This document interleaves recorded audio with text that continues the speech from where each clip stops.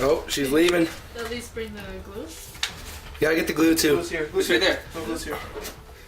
Hey, Basement Collective. Thank you for watching another Basement Collective battle. Say Basement Collective one more time. One more time. You already did it for me. This will be the first installment into our Age of Sigmar games. Oh, Sigmar. This is going to be released on Monday the 13th. We're actually playing at Clark's and his fiance's house. Mine. Clark's house. It is going to be High Elves versus Tomb Kings. Now, we don't know anything about the game. Nothing. We've read the rules, so stick with us. If it seems sloppy, it's probably because it is. But let's see what we're going to do. This is a table. Now, it's a winter-themed table. We're in Clark's gaming room. It's still being set up, but once it'll be set up, but this is how it is. It's a winter-themed board. Other than that, we're going to not roll for terrain. I think we're just going to leave it the way it is. And it's going to be 45 wounds each. I may run 47. Okay. Well, the way we're going to do Age of Sigmar reports until Games Workshop release something, just base it off wounds. So each player is going to have the same amount of wounds. So in the same amount. So you're going to have 45. Irvin might have 47 and so forth. It's casual. He's going to do that. So it's Tomb Kings versus High Elves. We'll come back once and take a look at the armies and talk about the mission. And here we have the Tomb Kings for Age of Sigmar. 47 wounds. 47 wounds total. Circuit base is 5 separate units. So we're going to start off with here. We have the Tomb King. I'm running. He gave him the Monarchy Great Blade. Monarch's Great Blade. Next to him we have a Lich Priest. Just a regular Lich Priest. Over here we have Tomb Guard squad. 10 men strong. I put the Hornblower and the Icon Banner in there.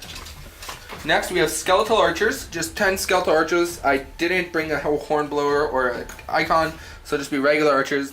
Follow that, we got a Screaming Skull Catapult and a Casket of Souls. 47 wounds total, 5 separate units. Very good. 6 separate units. 6 separate units. So what we'll do is we'll come back and we're going to talk about what the army does. But we'll go look at Clark's army first. And here we have Clark's High Elves. Yeah. How many wounds we got total? So we have 45 wounds total. Okay. So this is the Island of Blood set. I actually just picked this up 2 days ago because I was like, I need to get into AOS.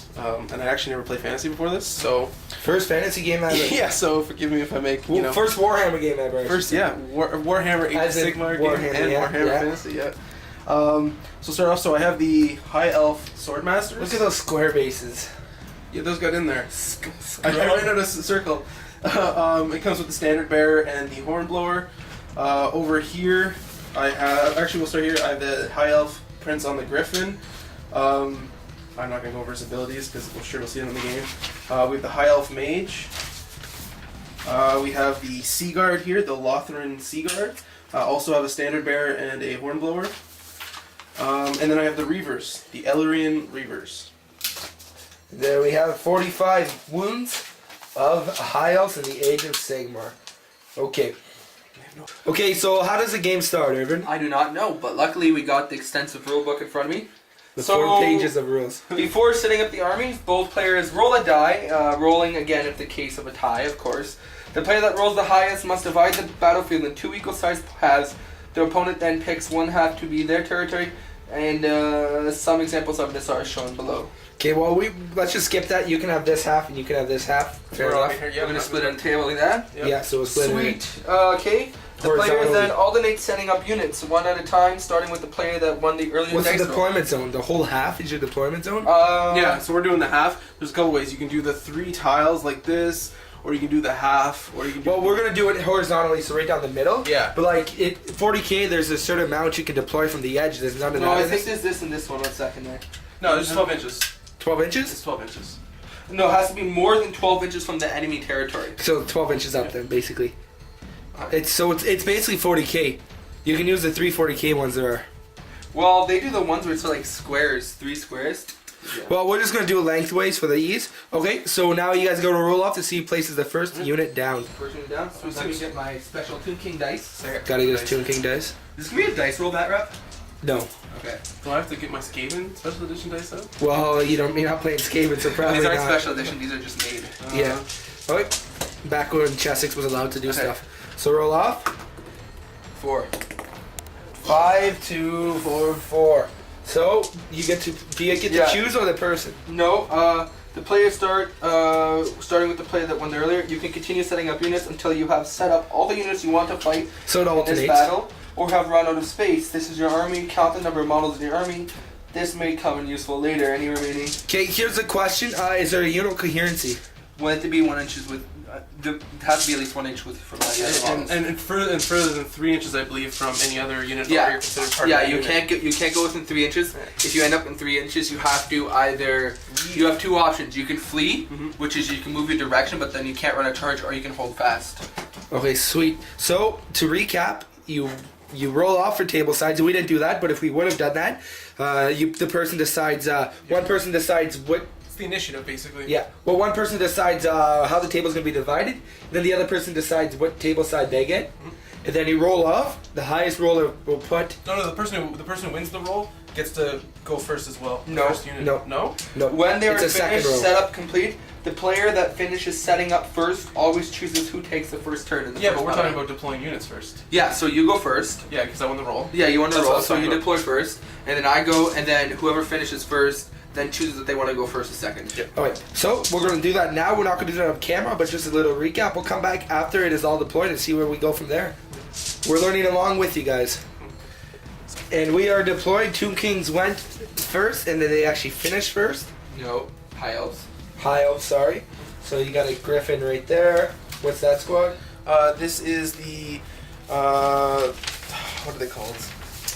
Seaguard. Yeah, this Lothar and Seaguard. Lotharen, Seaguard. This is the Sword Masters of Horgeth or Horath. Yeah, and then these are the Ellyrian Reavers. That's my High Elf Mage, and then there's my High Elf Prince on a Griffin. And Irvin, where'd you deploy? Got my Tomb Casket of Souls. Tomb Casket. Screaming Skull Catapult. My Mage, Lich Priest. My Tomb Guard. Archers, and Tomb King. So this battle's probably going to be played on a 4x4 table, but we'll leave the other 2 feet open just in case people want to do that. We did a lot of terrain. Yeah. Oh wait, so what's next, Irvin? Well, we're gonna have to roll for different terrain sets to see what they do. Yeah, like Enchanted or whatever. Enchanted. So why don't we just play the trees of line of sight blocking? Yeah, No, that's not what you should do. Well, we're doing, yeah, but you play, I'm pretty sure you play like the trees block line of sight, but then you pick specific, because what you're supposed to do is pick the quadrants. Yeah. Or something like that. and Okay, then- there's a scenery table where if you roll 1, 2, 3, 4, 5, 6. Yeah, but you're supposed to roll 2D, and that's how many pieces of scenery are in. Yeah, but we're not going to do that because Yeah. the terrain's already set up. So we just roll for Lazy. each terrain setup, and So see just what the it does. scattered trees don't really count as anything. Scatter trees don't count as anything. We'll just roll for the big things. Alright. So I got small dice. We'll just use these. So this one is 5. This one is 6. This one back here is 5. This one right here is 1. Ignore the other 2 feet of table. Yeah, Okay. let's do these ones here. Yeah, and Clark, roll for those ones. Here you go. 2 more. Okay, so this is this side. 1, 3. 3. Okay. So let's go. What does So- number 1 do? 1. Damned. If any units are within 3 inches of this terrain feature in your hero phase, you can declare that one is making a sacrifice. If you do so, the unit suffers D3 mortal wounds. You can add 1 to all hit rolls for your next unit phase until your next hero phase. Yeah. So that's what you Sacrifice a D3. sacrifice D3 units, D3 wounds, and you get them all. Okay, 2 arcane. Add 1 result to any casting or unbinding rolls No 2s? Those made two. for 3. Add 1 to the bravery of all units within 3 inches of this terrain feature. Perfect. 4. Battle Shock. Roll a die for any model that makes a run or charge move across it or finishing on this terrain feature. On a roll of a 1, that model is slain. Instead of 4? That's a 4. So you have to roll that, We don't eh? even have a 4. No, we don't. Okay, 5. So we got a bunch of 5s here. We got 1, 2. Just 2 5s. Okay, roll a die in your hero phase for each of the units within 3 inches of this terrain feature. On a roll of a 1, the unit is befuddled. It can't be selected to cast spells, move, or attack until your next hero phase. On a roll of 2 to 6, the unit is inscrolled. You can reroll failed wound rolls for the unit until your next hero phase. So, quick question. Mm-hmm. When it says 3 inches, is it 3 inches from like the The border. the actual terrain piece? Actual terrain piece. So Okay. 3 inches all around. So basically, this is going to be an eventful game because we're always Yeah, pretty much yeah. 3 inches. Yeah, from okay, and then And 6, six. sinister. Any of your units that are within 3 inches of of this turn feature in your hero phase, cause fear until your next hero phase. Fear, subtract 1 from bravery of any models that are within 3 inches of one or more models that can cause fear. Okay, so now that we know that, what happens? Okay, so basically, since Clark deployed first, Clark gets to go first. Well, Clark finished deploying first. He gets to go first. Choose who goes first. No, he goes first. I just automatically go first. Let me. Not check that I here. would want you to go first anyway. 'Cause I don't want you to use that range. Pre-battle abilities. Okay, do you have any pre-battle abilities? No, not that I believe. Okay, I have no pre-battle abilities. Okay, so the opposing player can continue to set up the general glorious. Once you have finished setting up all of your units, okay, you need to declare one of your models as a general. Yeah, so my general is gonna be. I mean, it's either my Griffin or my Mage. I'm gonna give it to my Griffin. Okay, my general is going to be my Tomb King. Good. So you remember during your general, you have General, not HQ. general. You have Spoiler. your command. You have command ability as described in the rules in the hero phase. Command ability is pick a unit.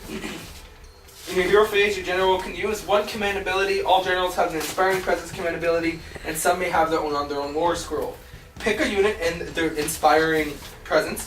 Pick a unit from your army within 12 inches of your general. That unit you pick does not have to take battle shock tests until your next hero phase.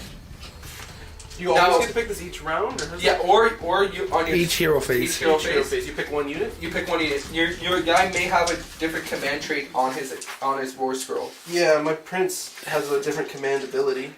Command ability, yes. So my Tomb King, my will will be done. If the Tomb King uses this ability, pick one skeleton unit within 18 inches until your next phase. You can have 1 to all hit, run, and charge rolls for that unit.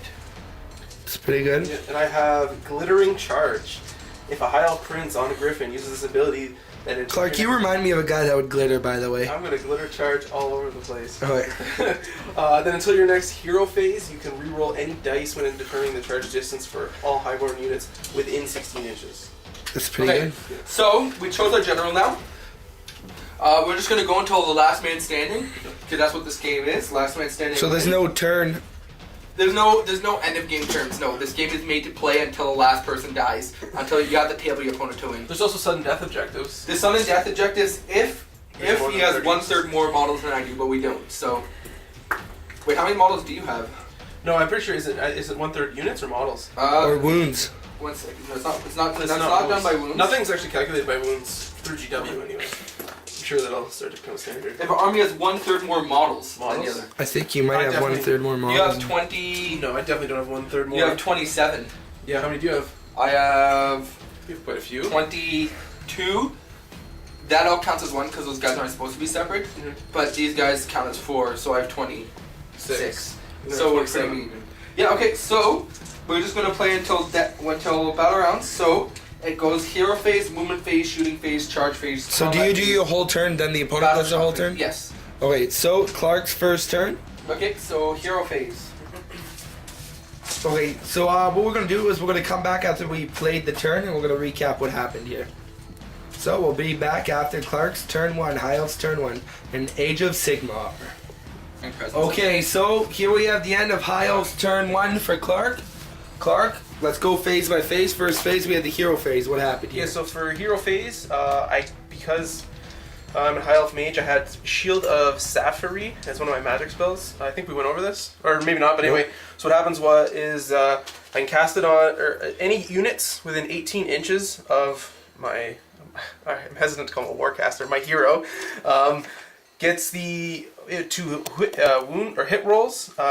Gets to shake them off on a 6, so they don't affect the unit. So that's any to hit. That's in shooting or combat. It says during the casting value, your phase you can roll dice each time you're high elf.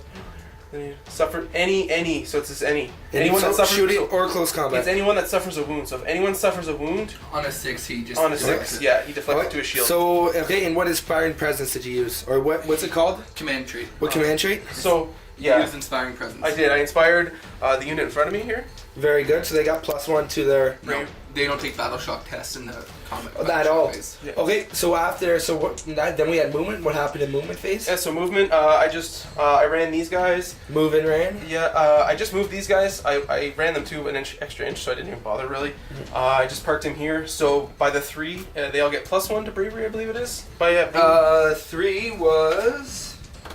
Yeah, they add +1 to the bravery. yeah, so they all get +1 to bravery. So I did that. I moved my mage up, and then over here with the reavers, they have a nifty little move called Ellyrian Purebreeds. So in the shooting phase, before or after, so I used it before attacks, I rolled 2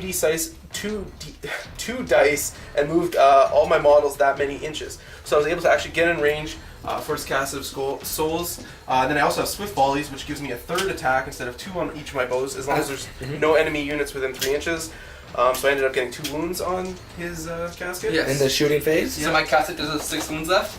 And that's all he did during his turn because there was no combat. Now let's go through. There was no charge phase because he couldn't charge. There was no combat phase because he made no charge. Now battle shock phase. The way battle shock works now is if your model, if your unit lost a model in its combat phase, you take it a battle shock phase. That means regardless if they lost it in close combat or they lost it to attacks, shots, you still have to take your battle shock phase. So if you took a wound at if you lost a model. So I don't lose a model here, so I don't have to take a battle shock phase. But that's any wound at all. Any wound at all. Okay.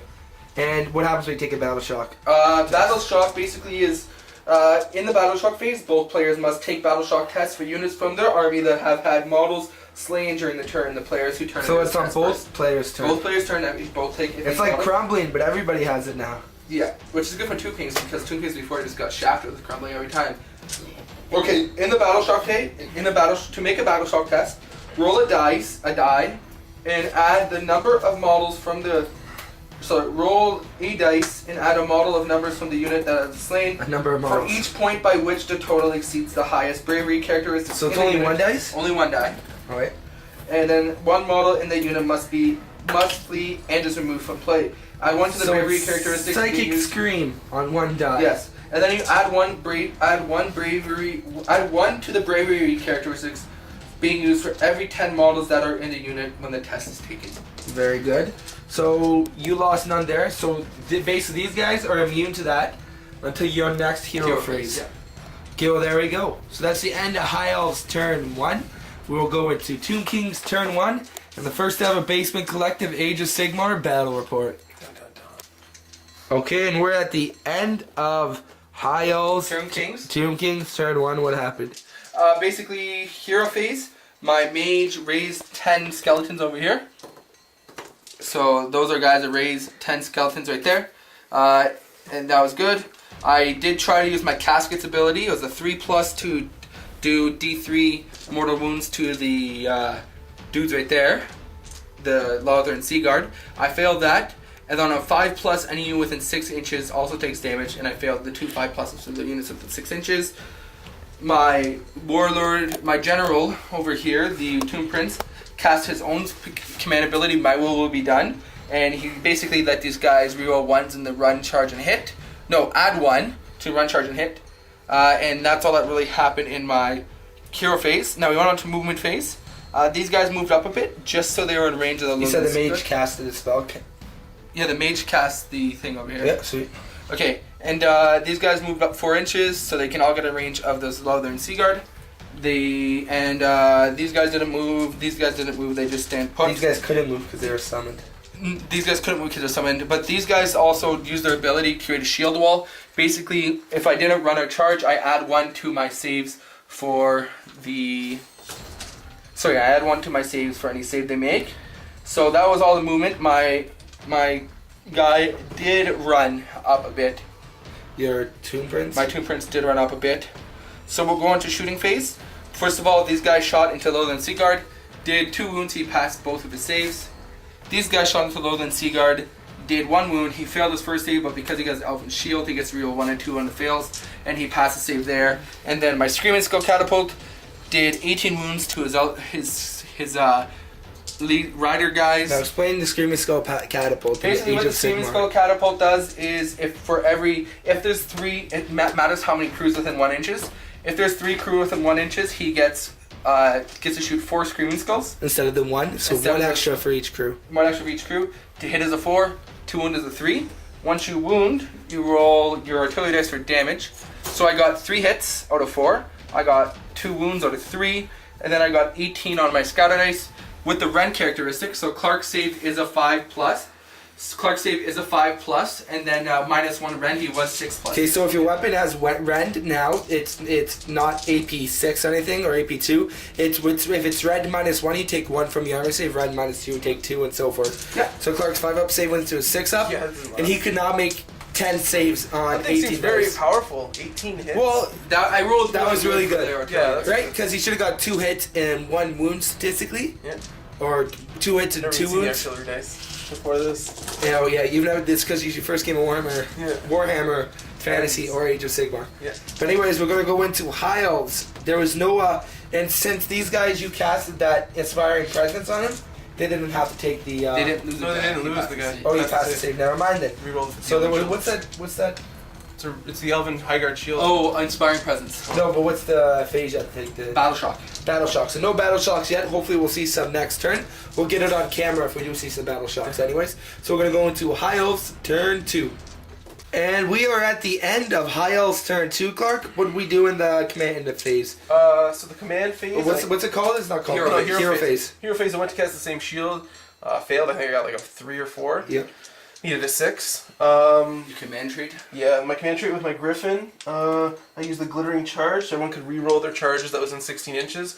These guys made it on the first. These guys needed a 12-inch charge. They did not make it. What happened in the shooting phase? The shooting phase, my archers, the Lothran Seaguard, Seaguard, yeah. shot down 2 skeletons, charged in, and then I think they killed an additional 1. And then I charged with the Griffin into his group of skeletons over there, and I killed 6. And Irvin, you did nothing? I attacked back. Oh, I didn't attack back on this squad yet. What am I doing? We'll get that on camera. Yeah. You've got Oh, you 7 did? attacks. Yeah, go ahead. I got 8 attacks and you killed the guy. And cool thing is you actually, if you're in cover, we didn't do this, but if you're in cover, you add +1 if you're getting shot at in the shooting phase, or if you get charged while you're in cover, you get a +1 to your save, and the charging person does not. I don't agree with that. I don't believe that should be a house rule, that if you're in... We're following the Dude, rules. you're not in cover. Dude, I mean, there's we're 4 hitting- pages. There are 4 pages of rules. There are 4 pages of rules. Okay, here you go. Here's I my don't buy rolls that. to hit. Where are you I hiding? need 5s. I got 1. I'm doing really good. And I did a wound to you. Okay, so on You got a the 5 5 plus. up save. Rerolling I 1s take and the wound. 2s. Rerolling 1s Oh, yeah. and 2s because they have a shield. Still another 1. Oh, you're gonna have to take that test too. No. You gotta take a battle shock test. Okay, so you lose a die. Yeah. Guy. Cameron, you lost 2 I lost 2 guys? 3. I lost 3 guys from here and 6 guys from Okay, here. do the 6th guy first. Okay, he goes first because it's his turn. Oh, I go first, kid. Yes. so what's your bravery, Clark? So my bravery is 6. It's basically cut down to a 5. Yeah. Yeah, No? 5. So- No, you just add 1 to the dice you roll. Yeah, but- it's Okay, basically- so get a 6. 3 I plus pass 1 it. is 4. You pass. I Nothing pass. happens. Okay, and my archers, I'm sure, are super high leadership. Yeah, leadership 10. Bravery 10, not leadership. Bravery 10. Oh, I just want to touch. I have a standard bearer in there. So this adds 1 bravery to all the models. Okay, so my skeletons are bravery 10. Oh, Really? Yeah. Come on. No. Bravery 10. Seriously? Why? Braver than Because Elves? skeletons aren't scared of anything. Oh They're yeah, they are dead. skeletons. That's true, that's All right, true. so let's see this. So I lost 6, so I'll add... So that goes 5. So you lose a guy. I lose 5 plus 6 goes to 11, so I lose a guy. You started off, yeah. And this squad over here, I automatically pass Yes. because I can't get lower than 9. So they go there, and that's how that goes. And yeah, so that would be into my turn. So that was the end of which phase again? That was the end of Battle Shock phase. Okay, so we're gonna go into Tomb King's turn 2 Doom King's turn 2. in our first ever Age of Sigmar battle report. Okay, and we're at the end of Tomb King's turn 2. What happened, Irvin? Okay, so my command phase. Well, first off, we're going to start over here. At the beginning of the hero phase, I rolled the dice. Now the rule itself. Oh yeah, we're going to do Battle Shock at the end. So this number 5 basically is a terrain ability. You have to roll dice on a 1. The guy can't shoot, cast spells, or charge. Now the thing is it said shoot, attack, or cast spells. Now the thing is, it says you do this during the hero phase. It doesn't say at the beginning of the hero phase. It doesn't say at the end. So I chose to be the nice guy and do it at the beginning. So that way, if I failed on my mage, I wouldn't be able to cast spells, and I failed on my mage. So I didn't cast spells. My Tomb Prince, who is now dead, he did cast the ability where I don't need to crumble on my Tomb Guard squad. Command ability. Yeah. He did use my command ability, Inspiring Presence. I don't have to take my crumble check or whatever it's called, Battle Shock, on my Tomb Guard. So we'll go into that shooting phase. This shot at the Prince on the Griffin and did all misses. Got all misses. So that was the shooting phase. These guys shot there, did 1 wound here. These guys shot at the Loathsome Sea Guard and did no wounds. I think he did 1. Did 1 wound and he killed the guy. Combat phase, I charged my Tomb Prince into his Griffin. I managed to do 3 wounds to his Griffin, and he, with the Griffin and the Rider, killed my guy back. Griffin's actually pretty good in close combat. I can get up this with 1 attack and do 60 wounds, but you'd have to be very lucky for that. You'd have to be very, very lucky for that. And my other guys attacked. These guys attacked him and did nothing. We'll move over here. He attacked my Tomb Guard first. He chose, and he did kill 2 of my Tomb Guard with his Loathsome Sea Guard, and then my which guard? My Loathsome Sea Guard, and then my Tomb Guard attacked his Loathsome Sea Guard, killed 7 of them. 6 of them, and no 6, yes, and then my skeletons killed 1. So now we're going to Battle Shock phase. I lost 2 skeletons, so I can't fail on these guys. I lost 2 skeletons. I can't fail my. Oh, I forgot to mention my Tomb Prince's special ability. When he gets killed, he inflicts D3 mortal wounds to whatever killed him. So now he's down to 2 wounds left on his Prince. Yep. Over here, is it models lost per turn, or is it models lost from the unit? From the unit. Total. Yeah, so it would be more than 2 here. No, per turn. It's only per turn? Yes, 1 per turn. 100% sure? Yeah, 100% sure. Okay, so anyways, so I lost more than 2. I lost 2 here, so that'd be dice plus 6 plus 2 at maximum is 8, and my leadership 10, I can't do anything. However, Clark lost 7 here. 7? So I can't even make it. So he got 10, so he loses his last 2 guys. So, I was just saying off camera, I'd like to see that rule. Yeah. Well, we'll check out the rule if it's different. Okay, and then any other Battle Shock phase? No, because they're not the pass. They automatically pass. They didn't take any wounds, so we're still good. Okay, and that's the end of Tomb King's turn 2. We'll go into High Elves turn 3. Now this game's going to go on until we call it, or one person has going on. It's tabling. Tabling. Yeah. Okay, and there it is. So yeah, we're going to go into Tomb High Elves turn 3. Okay, so we're at the end of High Elves. Pretty good turn for the High Elves. We're learning the rules, so a couple mishaps, but what happened here, Clark? I'm trying to remember now. Did you kill my archers last one? Your last turn, eh? Yeah. Yeah. So, I walked these guys up, then I charged them. I flew this guy in from over here, so they would get to reroll their charge. So no shooting. He actually takes less movement, but we checked it, and with my charge distance, I still made it. Yeah, so... he's down to 1 wound right now. Yeah, this is important, guys. There is a table for the heroes, basically, the big guys. For the guys on the mounts, there's a table. So wounds suffered. So you always gotta. So he had suffered 8 wounds. So his move distance had come from 16 to 10, and he used the Griffin. So this is the Griffin. So his Griffin now only wounded on a 5+ compared to a 3+. Yep. So there was a mishap. He rolled really good, but he had to re-roll and so forth. So just always remember to read the whole data slate. Yeah. But besides that, took out some of his all but 1 Tomb Guard. Yeah, all but 1 Tomb Guard standard bears left. And these sea guys took out all but 1 archer. My Tomb Guard managed to do 1 wound to him, so he's down to 1 wound left. 1 wound. And he had those 3 archers left over there. Those 3 archers left over there, and we're dead. We're actually on Battle Shock now. Yeah, yes. So the Tomb Guard are... because my Lord was alive at the last turn, I cast Inspiring Presence on them. They don't have to take Battle Shock's test. But those guys have to take Battle Shock. I lost 5. My leadership is 10. So if I get a 6 on this dice, I lose my last guy. If not, I'm good. Good. You know what's weird? Tomb Kings in this edition crumble least than everybody else. Yeah, no. So they're skeletons. Oh, wait, and over here, you don't have to do that. I don't take Battle Shock test. So that's all the Battle Shock then. Yep. So we're going to go into turn 3 for the Tomb Kings. The Tyranids. So we're at the end of Tomb King's turn 3. What happened, Irvin? Okay, hero phase. I did the rolls on this. Everybody's good here. I casted the spell that reanimate Tomb Kings. I reanimated some Tomb Guards. Yeah. I brought 5 Tomb Guards out there. Reanimation points. I then used my casket and it failed again. I didn't get a 3+ on his lord, so his lord lived, and then they didn't get a 5+ on there, so those guys lived. And then we went to shooting phase. My Screaming Skull Catapult managed to do 10 wounds to his Clark. Clark did have 2 wounds left and he had a 4+ save. 1 save on his lord. I only had 1 wound left. He had 1 wound left, and he had 5+ saves. 4+ saves 4+ saves. because of cover. You And rolled 8 4+. 8 4+, but he still died. So close. So Actually, that they was- were all 5s and 6s too. There Yeah. was no 4s. Yeah, that was pretty good.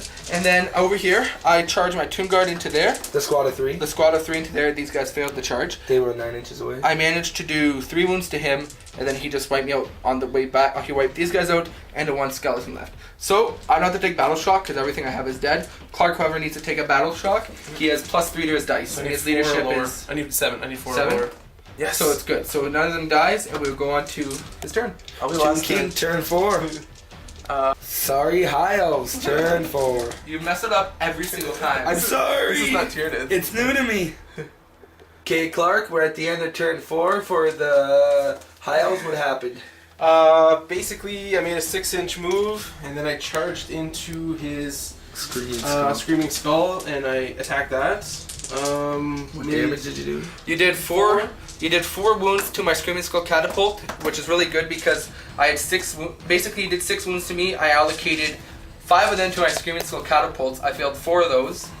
He did 7 wounds. Sorry, I failed 4 of those. So then I took it 2 on my other squad. He killed 2 of my crew. So my Screaming Skull Catapult has 1 wound left, and my crew has. Only 1 crew left. I have 1 crew left.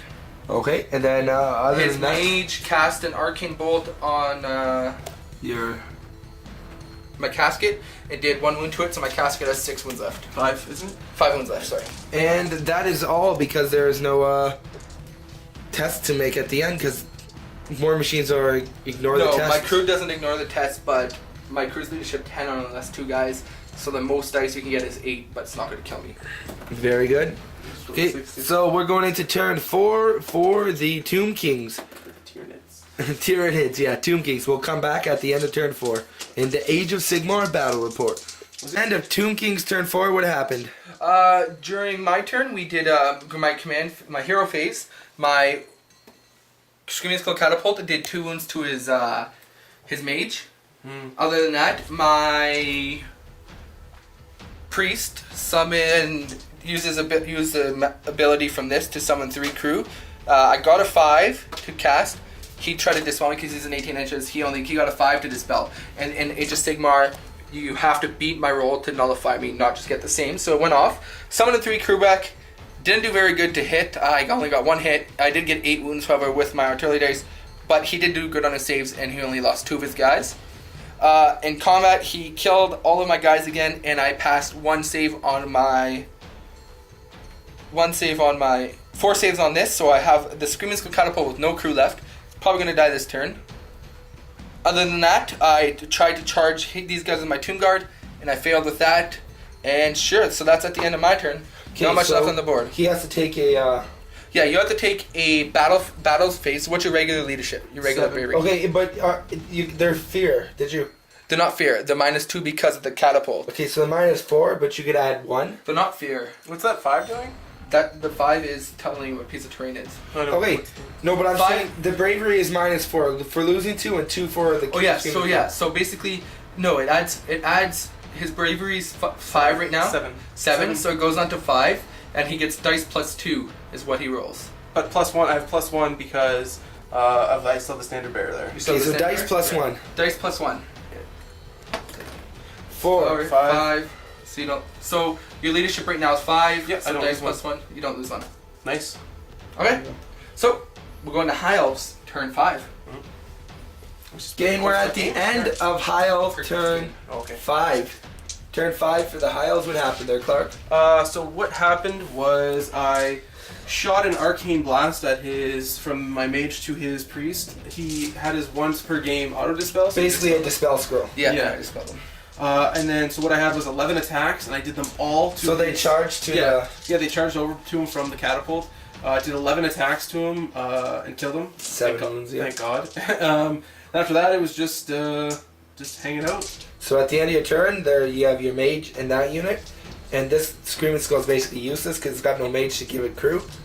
And you have the Tomb Guard and the Casket. So we'll come back at the end of turn 5 for the Tomb Kings. Fantasy Necrons. Okay, so we're at the end of Tomb Kings turn 5. What happened, Irvin? Well, it didn't go very good for me. Command phase, my Casket passed his ability on these guys and did nothing. Got a 2 because that's what it did 4 to 5 turns this game. It didn't get a 3+. So it's pretty good. I charged into here and did really crappily on the attacks. So he attacked back and killed 4 of my guys. Luckily, I have fear right now because I started within 3 inches of this terrain. No, there's 4. You knocked one down, I thought. Yeah, you had 5, but I killed 1. I had 6 and you killed 1. No, you had 5. Okay, anyways, so I can't, my bravery test or whatever it is, my battle shock test, I automatically passed because, because I lost 4 plus, yeah, I automatically pass. Him, however, I had fear because I started within 3 inches of this terrain, which means I had +1, and he lost a model. I automatically passed as well, mine. What? I have a 7. Do you have fear? You take 1 away? I have fear. Take 1 away. But I have +1 for 7 anyway because I have the shield or the horn bearer should be. You have a 6, so no, I have a 7, but I have the horn bearer, which is an 8. just roll the result. Let's see what happens. It's an 8. Yeah, So and you take 1 away for 7, so I can pass it either way because I only lost 1. So you add your dice plus. +2, yeah. If you add +2, that's 8 minus 1 is 7. So nothing. So I think that's the end of the game for the Tomb Kings. Yeah. Maybe not. No, it is. These guys are going to clear up here. But we'll stick around to see what happens at least. So we're going to go into Tomb Kings. High Elves, turn 6. Sorry guys, I'll get the hang of this. Okay, so we actually are at turn 8 right now. We just skipped a bunch of turns because there wasn't many models left. Basically, what happened is the Tomb Guard finished this guy off right. Not the Tomb Guard, the Sword Brethren, or Sword Masters. So finished this guy off, and then they charged this. They didn't charge.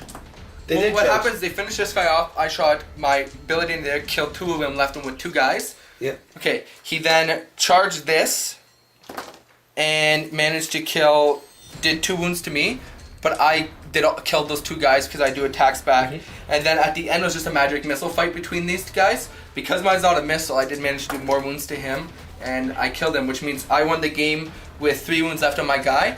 I also started the game with 2 more wounds, so I technically won the game by 1 wound. Fun game. It was a good game. So handshake, and we'll do a post-game show. Hey guys, thank you for watching another Basement Collective Battle Report. This is our first Age of Sigmar Battle Report. Today playing we had Clark. and Irvin. And I do want to apologize in advance. There's going to be a lot of banter.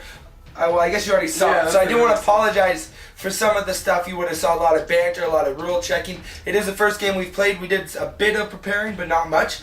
But anyways, guys, what do you think of the game? It's a fun game. I really liked it. I actually liked it more than Fantasy.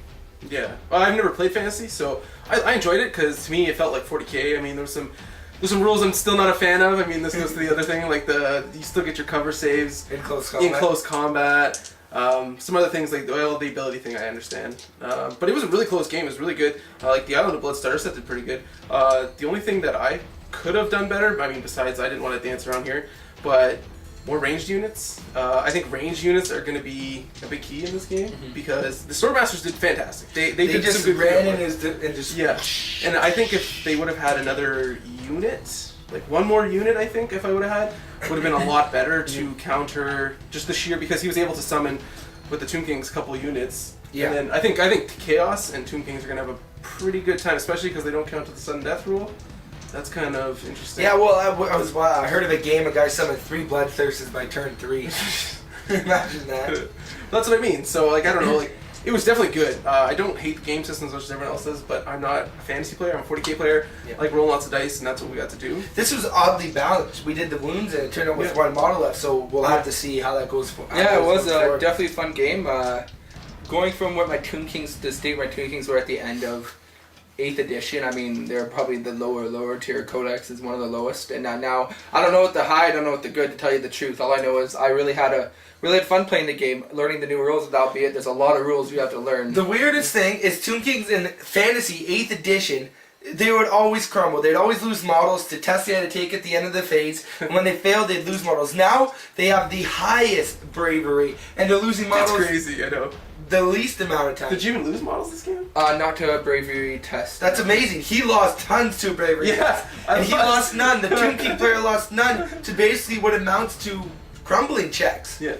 It was awesome. Yeah, that was good. It's definitely good. I mean, in true GW fashion, more money won. I'm just kidding. More money. Yeah, the higher value. The higher value army definitely won, no. But, yeah, I mean, for what it was, like, I know we joke about that, but I think I paid $60 for this half the Island of the Blood.